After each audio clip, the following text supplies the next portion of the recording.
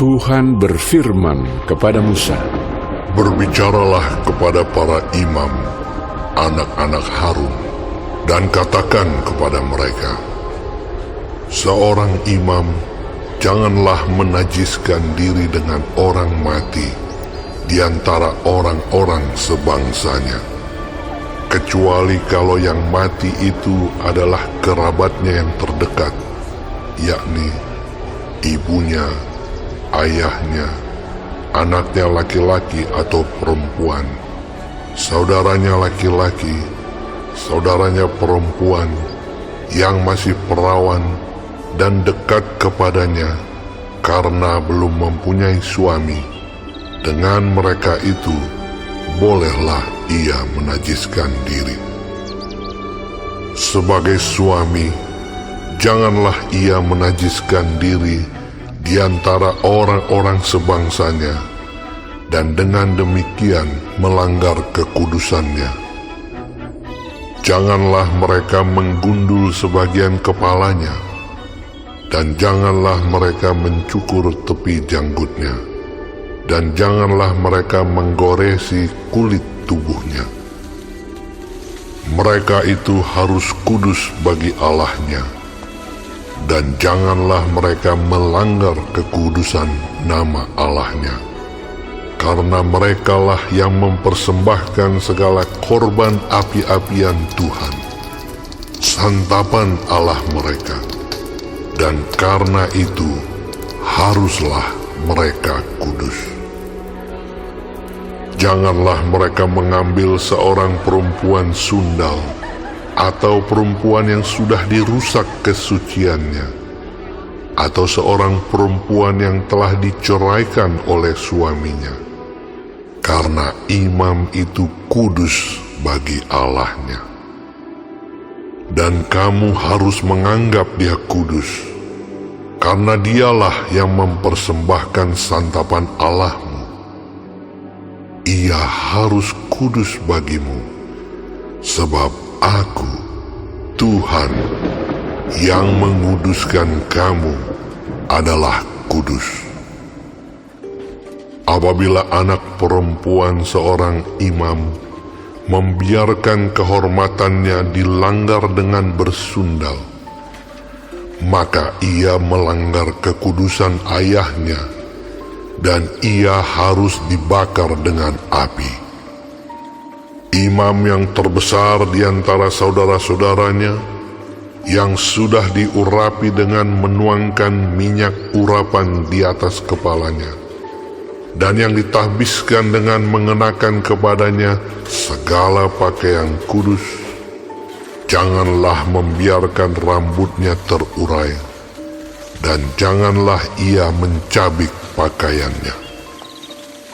Janganlah ia dekat kepada semua mayat, bahkan janganlah ia menajiskan diri dengan mayat ayahnya atau ibunya. Janganlah ia keluar dari tempat kudus, supaya jangan dilanggarnya kekudusan tempat kudus Allahnya, karena minyak urapan Allahnya yang menandakan bahwa ia telah dikhususkan ada di atas kepalanya. Akulah Tuhan.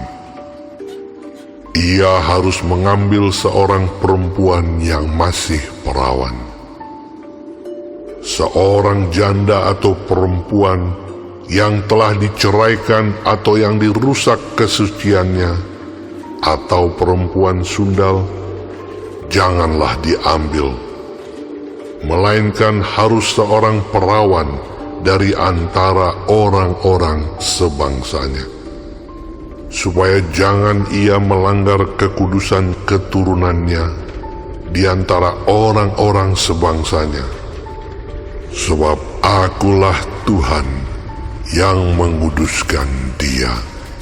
Tuhan berfirman kepada Musa, Katakanlah kepada Harun begini, setiap orang dari antara keturunanmu turun-temurun yang bercacat badannya, janganlah datang mendekat untuk mempersembahkan santapan Allahnya, Karena setiap orang yang bercacat badannya tidak boleh datang mendekat. Orang buta, orang timpang, orang yang bercacat mukanya, orang yang terlalu panjang anggotanya, orang yang patah kakinya atau tangannya, orang yang berbongkol atau yang kerdil badannya, atau yang bular matanya, orang yang berkedal atau berkurap, atau yang rusak buah pelirnya.